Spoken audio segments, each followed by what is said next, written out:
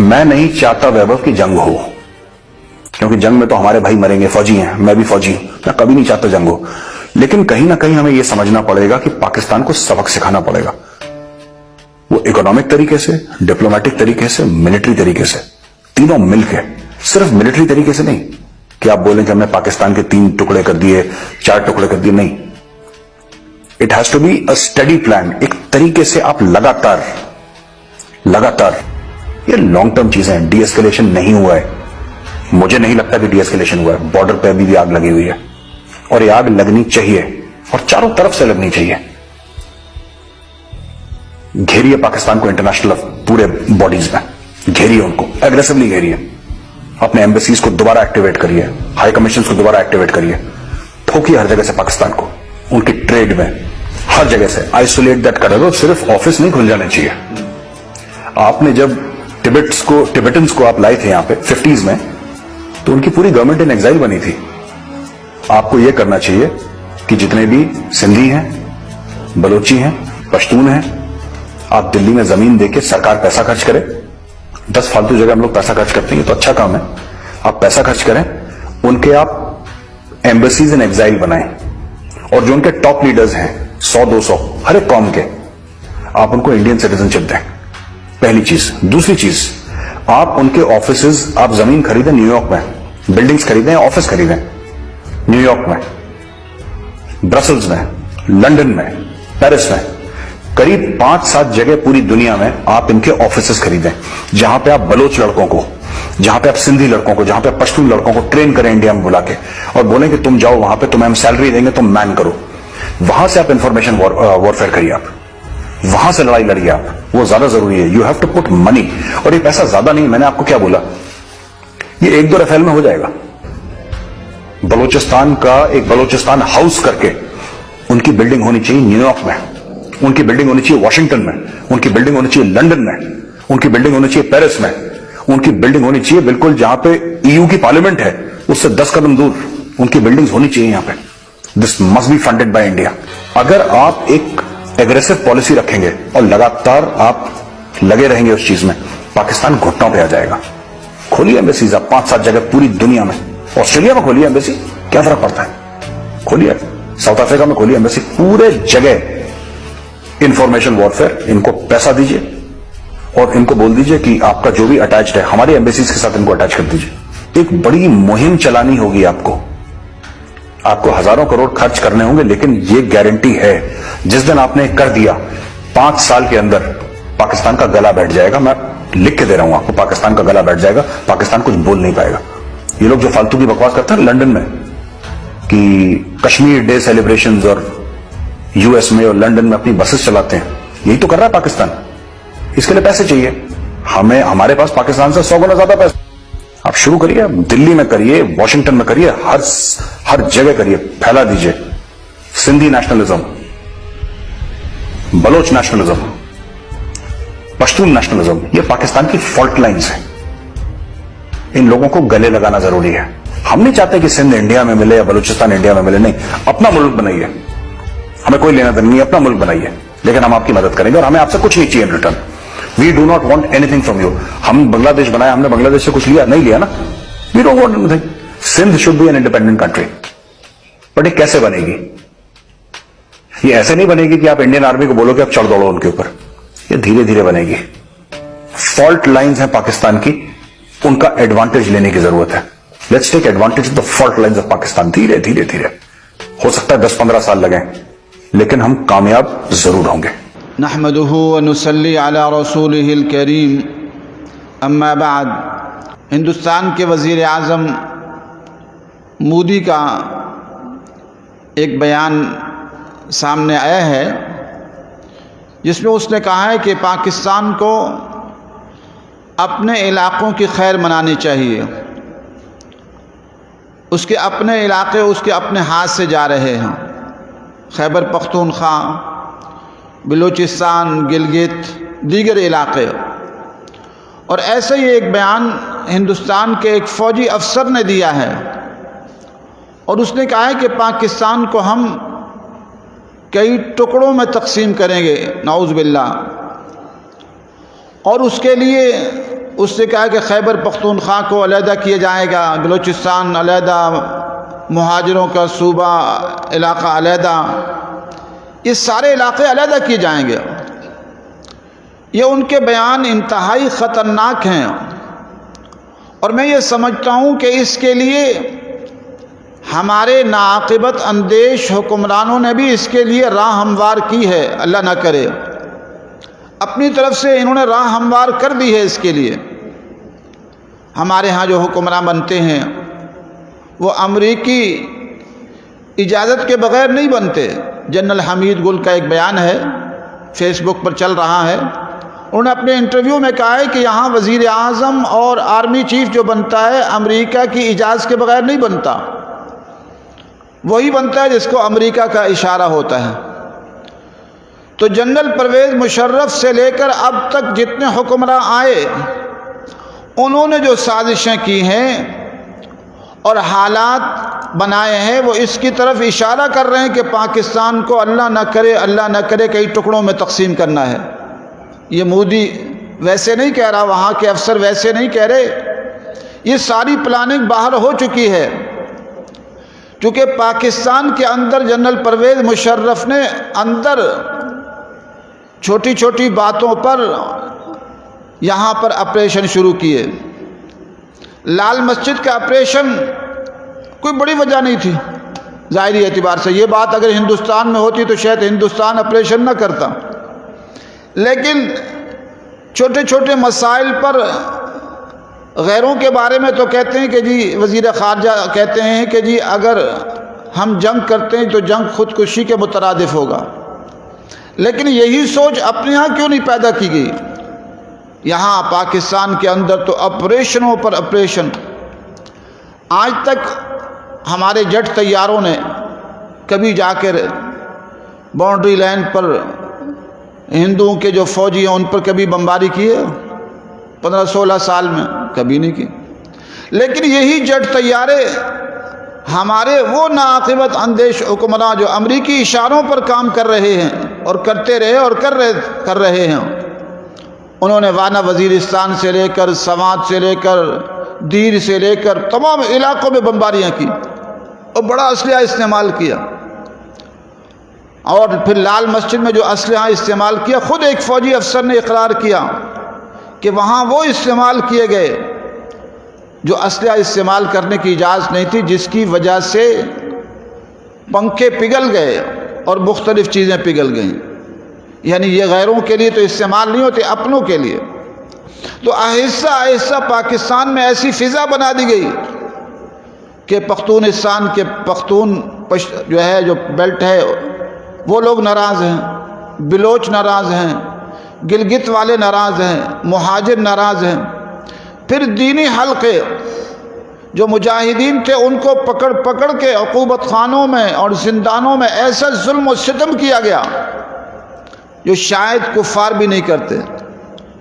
اب وہ بھی ذہنی طور پر فکری طور پر کہتے ہیں ٹھیک ہے پھر آپ جانے، آپ کا کام جانا۔ اور آج بھی ہزاروں کی تعداد میں جیش محمد کے اور دیگر جماعتوں کے اور ویسے بھی علماء اور نیک لوگوں کی ایک بڑی تعداد عقوبت خانوں میں پڑی ہوئی ہے۔ تو یہ فضا غیر ملکی آقاؤں کے کہنے پر یہاں بنائی گئی، اور یہی زبان آج مودی بول رہا ہے اور وہاں کے فوجی افسران کہہ رہے ہیں جیسے ہم نے بنگلہ دیش کو پاکستان سے توڑ کے علیحدہ کیا، باقی حصوں کو بھی علیحدہ کریں گے۔ اس سے میری بات التجا اور التماس ہے حکمرانوں سے، اگرچہ مجھے اندازہ ہے کہ وہ نہیں سنیں گے چونکہ ان کی سوچ اور فکر غیروں کی ہے، لیکن ہماری تو کوشش ہے کہ عرض تو کرنا ہے، ہم تو کہتے رہیں گے۔ اور وہ یہ ہے کہ اب پاکستان کو کون سی چیز بچا سکتی ہے؟ اللہ نہ کرے حالات جو بگڑ چکے ہیں، بلوچ ناراض، سندھی ناراض اور آزاد کشمیر والے بھی ناراض، اور وہ بھی آزادی کے نعرے لگا رہے ہیں، پٹھان ناراض، علماء ناراض، دینی حلقے ناراض، سیاسی جماعتیں ناراض۔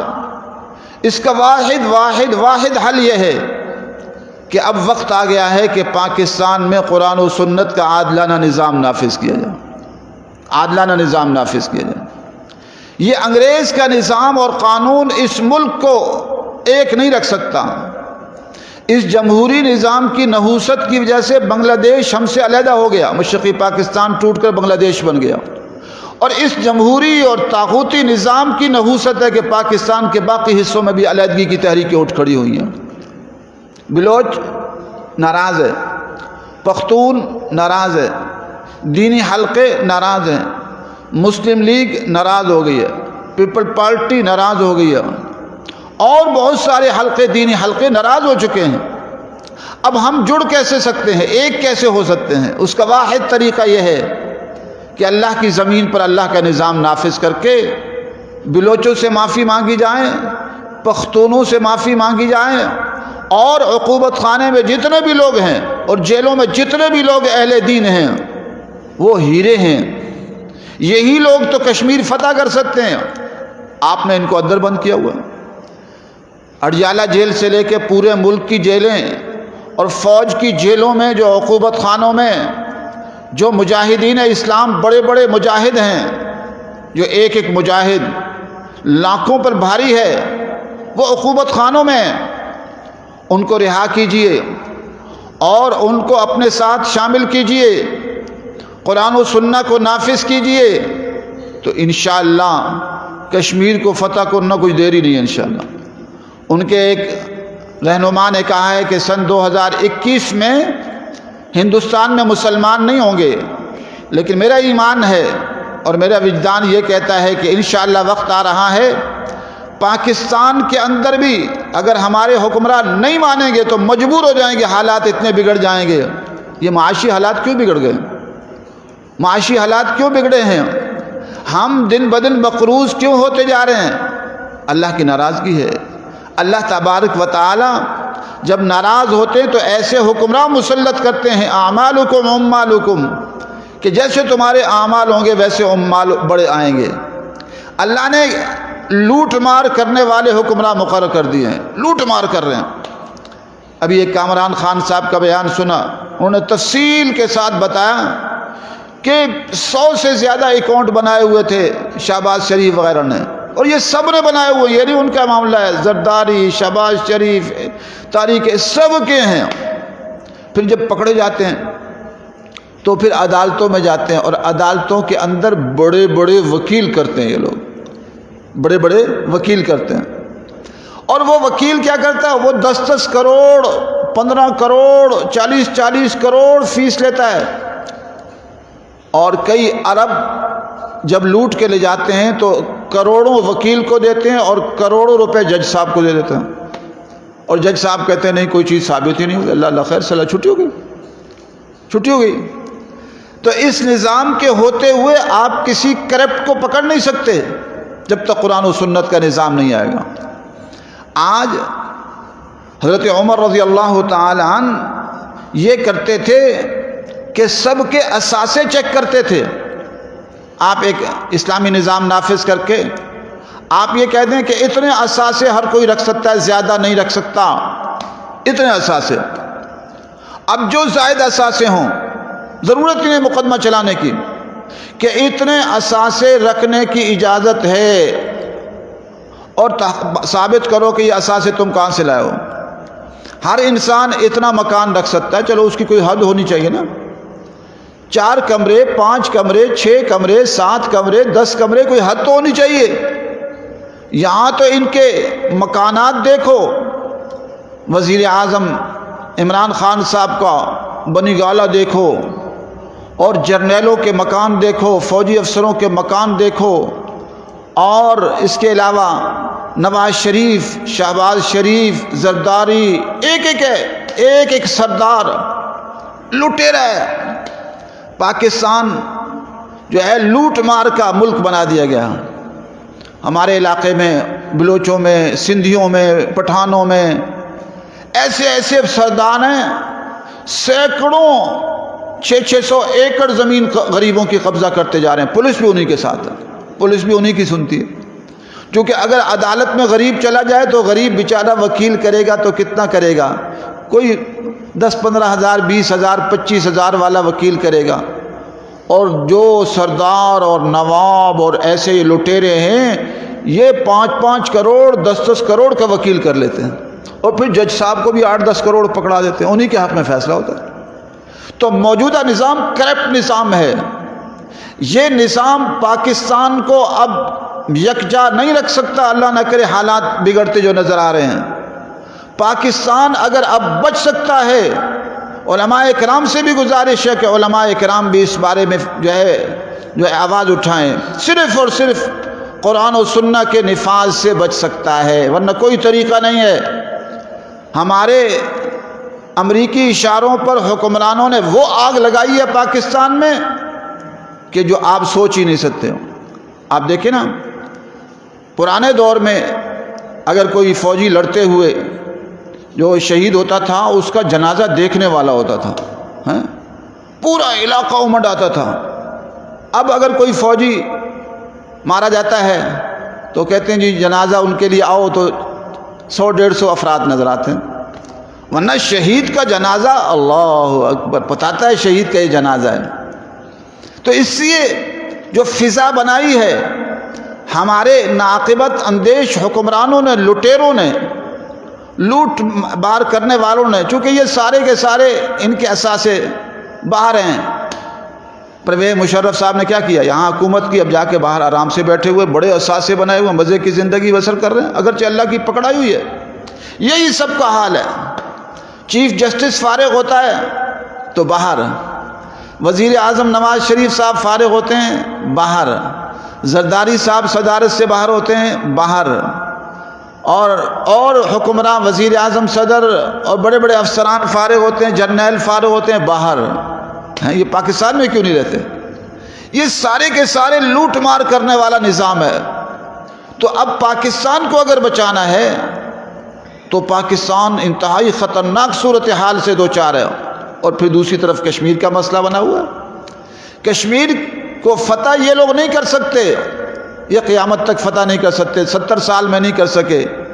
کشمیر فتح کریں گے انشاءاللہ مجاہدین اسلام کریں گے، لیکن اس کے لیے ضروری ہے اس بات کی کہ پہلے ہم علماء اور تمام دینی حلقے مل کر اس ملک میں اسلامی نظام کے لیے کھڑے ہوں اور اس طاغوتی نظام کے خلاف آواز تو اٹھائیں۔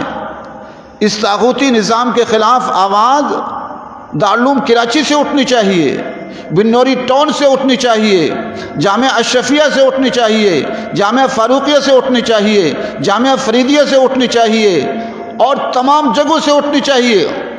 آج تو علماء بیچاروں کا حال ایسا کر دیا ہے، میں نے لال مسجد میں پوچھا کہ جی عید جو پڑھائی گئی انہوں نے بیان میں کشمیر کا ذکر کیا؟ کہنے لگے نہیں، دعا کر دی۔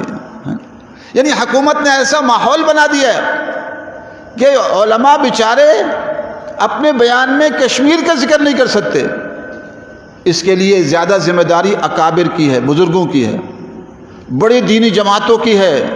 نوجوان تو بیچارے نوجوان ہیں، ان کو اٹھا کر لے جاتے ہیں آرام سے، لیکن اگر بنوری ٹاؤن کے بزرگ اور دارالعلوم کراچی کے بزرگ اور جامعۃ الرشید کے بزرگان دین، جامعہ فاروقیہ اور تمام مدارس دینیہ کے بزرگ اور دینی جماعتوں کے بزرگان دین اگر آواز اٹھائیں گے، ان کو اٹھانا آسان نہیں ہے۔ اسی قیامت کے جو ان سب کی مسئولیت ہے کہ آج 70 سال میں ملک میں اسلامی نظام نہیں آیا، ملک میں اسلامی نظام نہیں آیا، اور یہی حال پاکستان کا ہے، بنگلہ دیش کا بھی یہی ہے، ہندوستان کا بھی یہی ہے۔ وہاں بھی طاغوتی نظام ہے، امیر امیر تر ہے اور غریب غریب تر ہے۔ اس لیے مودی صاحب نے جو بیان دیا ہے، ہم کسی کو گالی دینے کے قائل نہیں ہیں، اور جو لوگ کمنٹس میں گالی دیتے چاہے کافر کیوں نہ ہو، میرے آقا جناب نبی اکرم صلی اللہ علیہ وسلم نے ابو جہل کو گالیاں نہیں دی، کفار کو گالیاں نہیں دی، اختلاف رائے ضرور ہے ان کے طریقے سے، لیکن گالی دینے کا طریقہ اسلام ہمیں نہیں سکھاتا۔ اسلام ہمیں جہاد سکھاتا ہے، لیکن گالی، کتا، کمینہ، یہ وہ کہنا یہ قرآن و سنت کی روشنی میں غلط ہے۔ اسلام ہمیں اس کی اجازت نہیں دیتا، مہذب گفتگو کہتا ہے، کافروں سے بھی گفتگو کی جائے گی، مہذب گفتگو کی جائے گی۔ تو اس لیے میں نے مودی صاحب کہہ دیا، کوئی اس پر کہیں اشکال کریں کہ جی صاحب کیوں کہہ دیا، ٹھیک ہے، ایک وزیر اعظم ہے اپنے ملک کا، تو بہرحال اس نے خطرناک بیان دیا ہے، اور میں مودی سے بھی کہتا ہوں اور ان کے جرنیلوں سے بھی کہتا ہوں، انشاءاللہ پاکستان کے یقیناً حالات خراب ہو گئے ہیں، لیکن میرا ایمان ہے کہ پاکستان میں شہدائے لال مسجد اور شہدائے جو پاکستان جنہوں نے اسلامی نظام کے لیے قربانیاں دی قبائل میں اور پورے ملک میں، ان کی قربانیوں کی برکت سے اس ملک میں اسلامی نظام عنقریب آئے گا، اور پھر جب آ گیا تو انشاءاللہ ہندوستان کی فتح دور نہیں، ہم پورے ہندوستان کو فتح ہوتا دیکھ رہے ہیں، اور پوری دنیا پر اسلام کے جھنڈے لہراتے ہوئے مجاہدین پوری دنیا پر اسلام کے جھنڈے لہرا دیں گے۔ آپ صلی اللہ علیہ وسلم نے فرمایا تھا عنقریب آخری زمانے میں وہ وقت آئے گا جب ہر کچے اور پکے گھر سے لا الہ الا اللہ محمد الرسول اللہ کی آواز آئے گی۔ آپ تو یہ کہہ رہے تھے کہ مسلمانوں کا خاتمہ ہوگا، ہم کہہ رہے ہیں انشاءاللہ ہندوستان نہیں پوری دنیا سے کفار کا خاتمہ ہو جائے گا، سب کو اسلام قبول کرنا پڑے گا، اللہ کی زمین پر اللہ کا نظام آ کر رہے گا، اور انشاءاللہ یہ زمین اللہ کے نظام سے منور ہو کر رہے گی، چاہے کتنے پاکستان کے باطل قوت والے اپنا زور لگا دیں، اللہ تبارک و تعالیٰ ان کو رسوا کر رہا ہے۔ آج میں دیکھتا ہوں کہ جو ہے کہا جاتا ہے کسی فوج کی کوئی بات آ جاتی ہے، کوئی کمنٹس کرے، اس میں کوئی کمنٹس ہی کوئی نہیں کرتا ہے، اس لیے کہ ان کے لیے لوگوں کے جذبات نہیں رہے۔ تو اس لیے گزارش ہے، التماس و التجا ہے کہ حالات انتہائی خطرناک ہو چکے ہیں، ہمیں قرآن و سنہ کو نافذ کرنا ہوگا، اور قرآن و سنہ کو نافذ کرنے کے بعد انشاءاللہ کشمیر بھی فتح ہوگا۔ اور کشمیریوں سے بھی میری گزارش ہے، مظاہروں کی اپنی جگہ ہے، افغانستان کی ترتیب اختیار کیجئے اور جہاد کا رستہ اختیار کیجئے اور اپنے فدائی مجاہد تیار کیجئے، اور انشاءاللہ اگر آپ نے افغانستان کی ترتیب جہاد کی اختیار کر لی، پاکستان نے تو افغانستان کا بھی کوئی تعاون نہیں کیا تھا، الحمدللہ ہزاروں مجاہدین نے اپنا جہاد کیا اور جہاد کی ترتیب پر 45 ملکوں کو شکست سے دوچار کر دیا، تو ہندوستان کیا چیز ہے۔ انشاءاللہ وقت آ رہا ہے کہ ہندوستان پر مسلمانوں کا غلبہ ہوگا۔ اللہ نے کشمیریوں کا انتخاب کیا ہے اس قربانی کے لیے۔ دنیا میں تو ہماری حیثیت مچھر مکھی کی ہے، لاکھوں کروڑوں مچھر مکھیاں مر جائیں کوئی پتہ ہی نہیں چلتا، تو کتنے لوگ آئے، آج ان کا نام و نشان مٹ گیا، اس لیے اللہ نے آپ کو قربانی کے لیے تیار کیا ہے۔ جیسے افغانستان کی سرزمین کو اللہ تبارک و تعالی نے چنا ہے باطل کا سرنگو کرنے کے لیے، پہلے سوویت یونین آیا جس نے بڑے بڑے ظالم کیے، علماء کرام کو، دینی لوگوں کو لاتے تھے ٹرکوں میں اور شاول کھدائیاں کرتے تھے اور ان کے ذریعے پورے ٹرک زمین میں دفن کر دیتے تھے، لیکن الحمدللہ مجاہدین اٹھے، جہاد کا عمل شروع کیا تو اللہ تبارک و تعالی نے برکت دی۔ تو اللہ کے نام پر جہاد شروع کیجئے، محمد عربی صلی اللہ علیہ وسلم اور صحابہ اکرام کی سنت زندہ کیجئے کہ انہوں نے جہاد کا رستہ اختیار کیا تو 1 لاکھ 1.25 لاکھ صحابہ پوری دنیا پر چھا گئے تھے۔ آپ تو 1.25 کروڑ ہیں، تو 1.25 کروڑ میں سے 10 لاکھ بھی اگر اٹھ جائیں جہاد کے لیے تو انشاءاللہ ہندوستان کا سرنگو ہوگا اور ہندوستان ذلت کا نشان بن جائے گا۔ اللہ تبارک و تعالیٰ سے دعا ہے کہ اللہ تبارک و تعالیٰ ہم سب میں جذبہ جہاد بیدار فرمائے، شوق شہادت نصیب فرمائے، اسلامی نظام کا جذبہ اللہ کی پوری زمین پر نافذ کرنے کا، قرآن و سنت کو نافذ کرنے کا جذبہ اور شوق نصیب فرمائے۔ وآخر دعوانا الحمدللہ رب العالمین۔